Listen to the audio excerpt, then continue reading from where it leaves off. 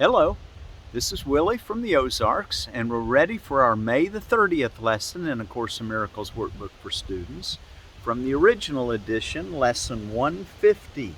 My mind holds only what I think with God. My mind holds only what I think with God. My mind holds only what I think with God. Wow, God being love, well then I must be holding the thoughts of love in my mind.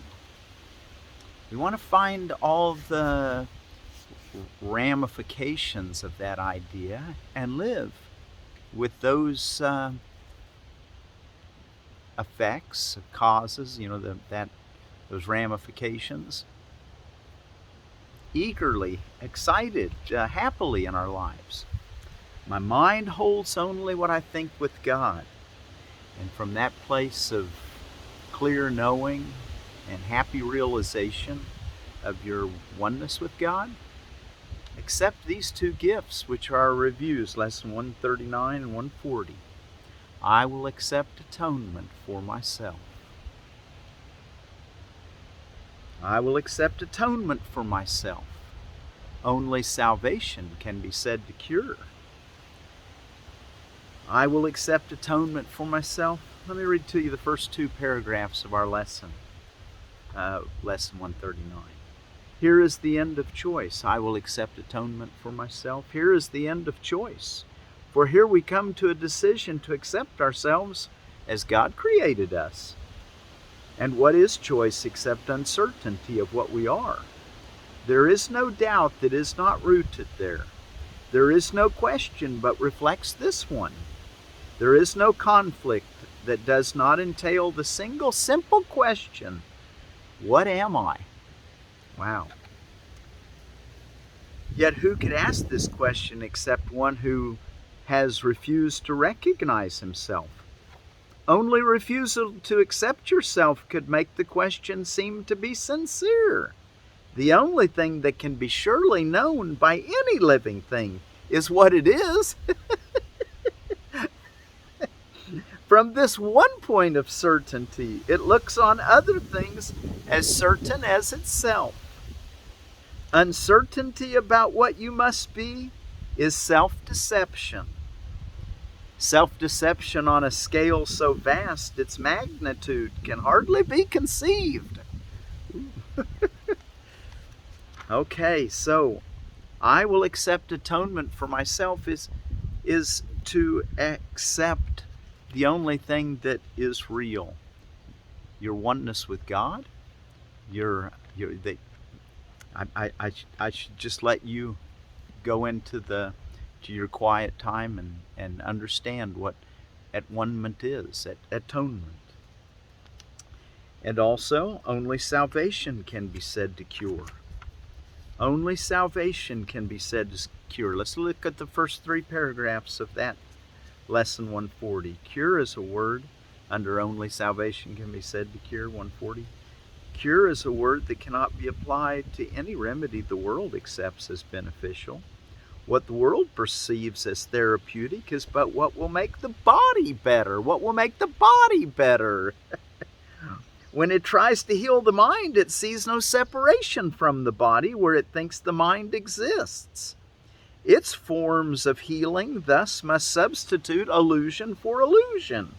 One belief in sickness takes another form, and so the patient now perceives himself as well. Just shuffling illusions around until we come to the one solution that heals all. Only salvation, only our at-one-ment with God can be said to cure. So one belief in sickness takes another form, and so the patient now perceives himself as well. He is not healed. He merely had a dream that he was sick, and in the dream he found a magic formula to make him well. Yet he has not awakened from the dream, and so his mind remains exactly as it was before. He has not seen the light that would awaken him and end the dream. What difference does the content of a dream make in reality? One either sleeps or wakens. There is nothing in between. I just love how matter of fact Jesus is. Just, either you're awake or you're asleep. There's nothing in between. The happy dreams the Holy Spirit brings are different from the dreaming of the world, where one can merely dream he is awake. The dreams forgiveness lets the mind perceive do not induce another form of sleep, so that the dreamer dreams another dream. Hey, let's back up here just a minute. Ask yourself this question. The happy dreams the Holy Spirit brings are different from the dreaming of the world, where one can merely dream he is awake. Are you dreaming you are awake? I don't know, maybe that's what we do in this world until we finally get the dream right, and we let guilt be gone, and we let God have his place in the world. And then even the real world that's come by that new perception is changed to something that I don't know what the Course in Miracles would necessarily call it, but he did say at one point that we don't even understand what charity means in this realm. It's like too far beyond our understanding of love, or our understanding. The happy dreams. So ask yourself this: one can merely dream he is awake. Are you merely dreaming you are awake? The dreams forgiveness lets the mind perceive do not induce another form of sleep, so that the dreamer dreams another dream. So here's the happy dreams the Holy Spirit gives you to dream, but they don't induce another form of sleep because they don't have any guilt. That's how I think of it anyway. His happy dreams are heralds of the dawn of truth upon the mind. His happy dreams are heralds of the dawn of truth upon the mind. They lead from sleep to gentle waking, so that dreams are gone, and thus they cure for all eternity. They wake you up. Remember who you are. You are as God created you. You're his dear, beloved son or daughter, however you like to think of it. I'm okay with either way. But it's that one Son of God that we're all part of, okay? My mind holds only what I think with God. I will accept atonement for myself. Only salvation can be said to cure. Okay, let's go take a look in our text reading.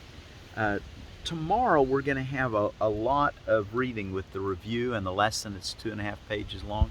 So let's see what we can get done today. We may take a little longer to read the next few pages, because we probably won't get much read tomorrow other than our lesson review. We're finished with this review, and we'll be ready for another review, and there's an introduction, a page and a half, I think, or so.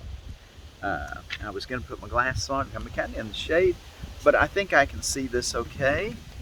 We're going to be looking in chapter 19, which is Beyond the Body, and we're ready for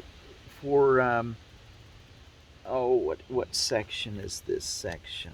You got to back up. Hang on just a second here.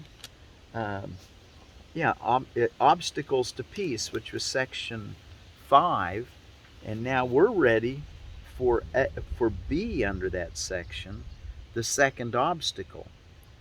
Remember the first obstacle, the belief that what was it? How did you say it? It's right there in the title. The first obstacle, the desire to get rid of peace.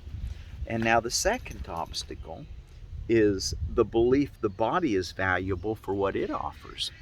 Okay, we may hang out on that for maybe 3 days. This section, there's a subsection, pain and pleasure, in the middle of it, and so we'll just kind of see how far we get along. We'll try to keep our time to, I try to keep them around 20 minutes, less if possible. Anyway, that way you can spend more time in the quiet in your meditation. If you gave yourself a half hour every day to do this lesson, and you just listened to me, and you actually tried to do your meditation, and maybe a little longer, but that would probably work. If you just thought, okay, I'm going to listen to this video, or I'm going to read the associated material, and then I'm going to sit down and be quiet and do what he says to do. You could pretty much do it with about a half hour a day. or a couple times a day, maybe if you had a long meditation in the evening. But usually they're just short, 5, 10, 15 minutes, or maybe you'll get up to 15 minutes, and he won't require you to go any longer than that, even though you can, and you'll probably want to many times. Okay, but because you want to, not because you're forced to. No coercion here. We're entering the kingdom of heaven where it's complete freedom. Okay, while you're looking for that section, let's talk about a Seed Saver Exchange variety called Italian Heirloom. A past Seed Saver Exchange tomato tasting winner, this outstanding variety from Italy has secured its place as a long-running favorite for both fresh eating and canning. Take one bite of its full tomato flavor and you'll know why. It's also one of the most productive varieties we have come across, with plants that are loaded with red fruits, often weighing in at over a pound each. The fruits are easy to peel for making sauce, as well as great for slicing fresh, indeterminate 70 to 80 days from transplant. An Italian heirloom. It sounds like a nice one to grow, doesn't it? Okay, let us now read in our text reading. The second obstacle, the belief the body is valuable for what it offers. And actually, before we actually go there, let's once again remind ourselves. My mind holds only what I think with God. I will accept atonement for myself. Only salvation can be said to cure. Let's keep those in our mind all day today. That's, I don't want to be redundant, but a lot of times we need to hear things repeatedly before it really sticks. So that is why I read that repeatedly. Okay, that's what we're trying to do through the day. The second obstacle, the belief the body is valuable for what it offers. We said that peace must first surmount the obstacle of your desire to get rid of it. Where the attraction of guilt holds sway, peace is not wanted. The second obstacle that peace must flow across, and closely related to the first, is the belief that the body is valuable for what it offers. For here is the attraction of guilt made manifest in the body and seen in it. Okay, so he's trying to tell us that for here, the second obstacle that peace must flow across, that first obstacle was that your desire to get rid of peace. That's actually something that you've trained your mind to think along the lines that you don't want peace. So now we have to go back and watch the unwatched mind and retrain it. That's what the lessons are all about, help you to do that very thing. Okay, but he's saying the second obstacle that peace must flow across, and closely related to the first, is the belief that the body is valuable for what it offers. Okay, so it's seeming like we've risen something that has no value to a place of value in our minds. And we want to reconsider this. We want to re-look at this. And he's going to help us to do it through the Holy Spirit's guidance. We'll realize that we just had too much emphasis on something that really deserved no emphasis, because he takes care of the things of the body.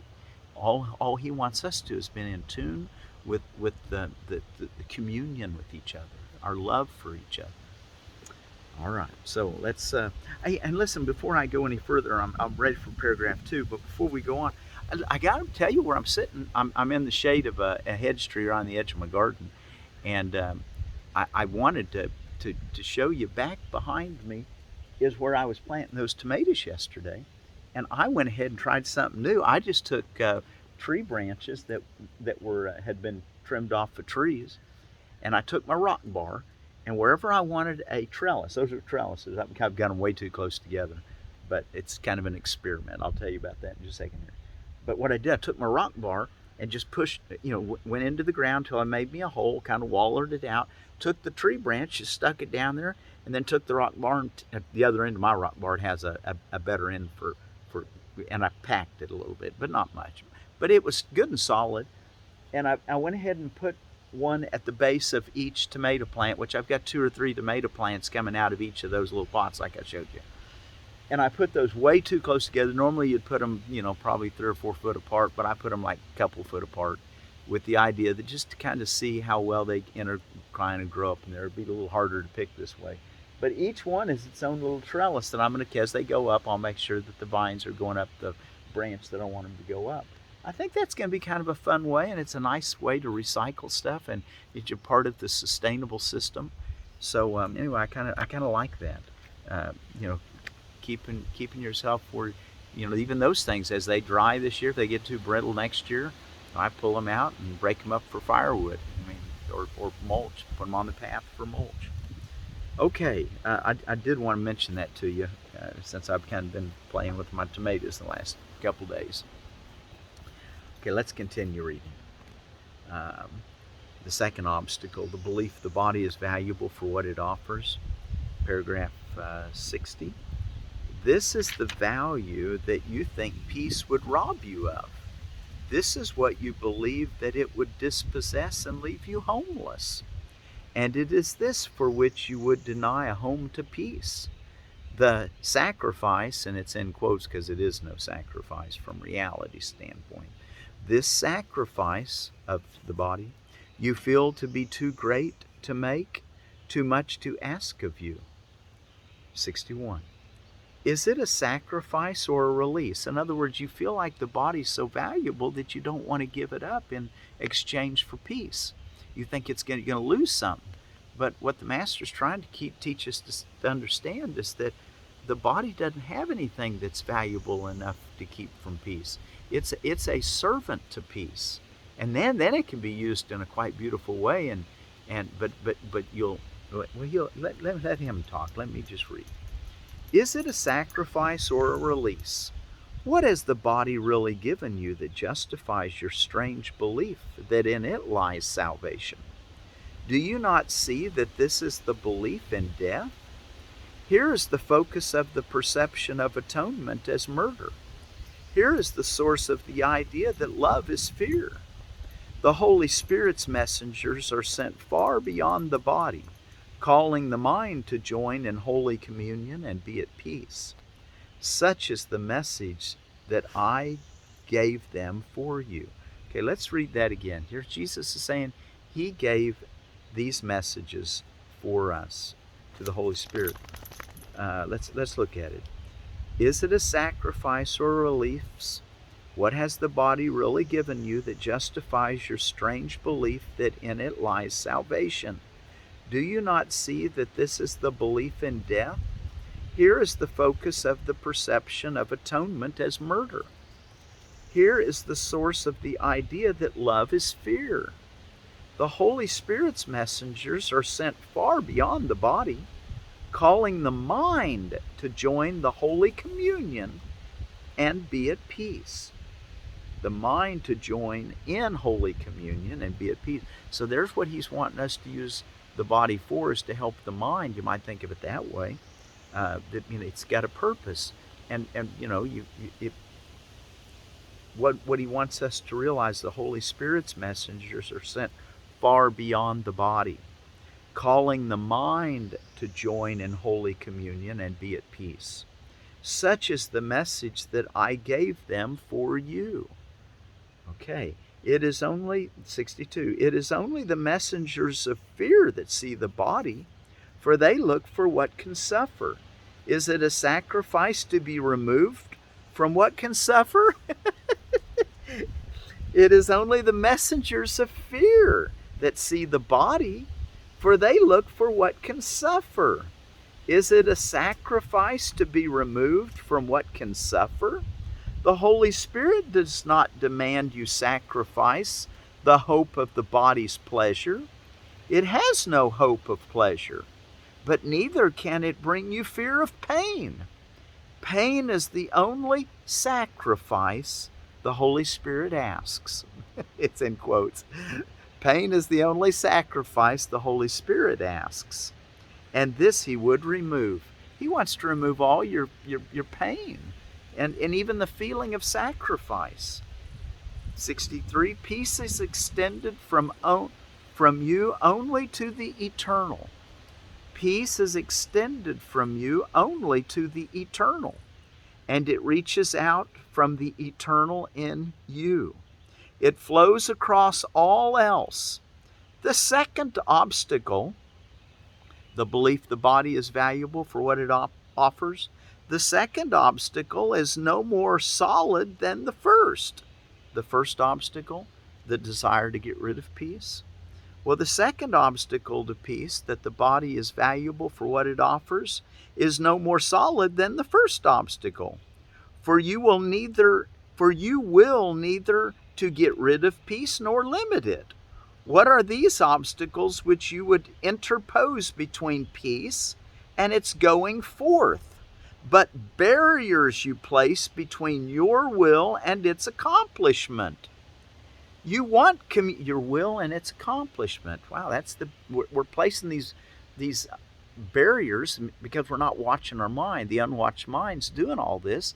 Well, we're learning to watch it now a little bit, and we're learning to overlay a better program on it. That is what the Holy Spirit teaches by the practice of forgiveness, which brings into focus the real world, okay? You want communion, not the feast of fear. You want communion, not the feast of fear. You want salvation, not the pain of guilt. And you want your Father, not a little mound of clay, to be your home. In your holy relationships is your Father's Son. In your holy relationships, or in your holy relationship, is your Father's Son. He has not lost communion with him, nor with himself. When you agreed to join each other, you acknowledge this is so. This has no cost, but it has release from cost. Has no cost, but it has the release from cost. True freedom, huh? Okay, well, let's plan on stopping there for today, and we'll pick it up tomorrow. We'll just kind of keep our pace.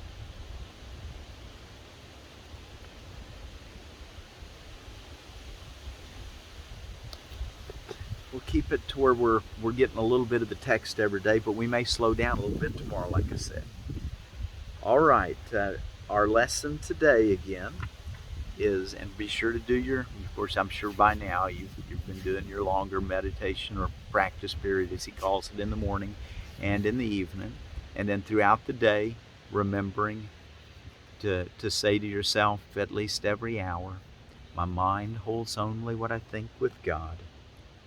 My mind holds only what I think with God, and in that quietness and in that assurance that your mind holds only what you think with love, say to yourself, I will accept atonement for myself. Only salvation can be said to cure. Thank you all for joining me. Until tomorrow, I will accept atonement for myself. My mind holds only what I think with God. I will accept atonement for myself. Only salvation can be said to cure.